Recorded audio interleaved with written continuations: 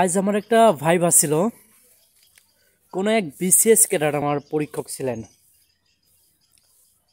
সে আমাকে প্রশ্ন করলো, আমি আগামীকাল ঢাকা যাইবই। আমাকে বললো যে এটা অনুবাদ করেন। তো আমি অ্যান্সার করলাম, I will go to Dhaka tomorrow.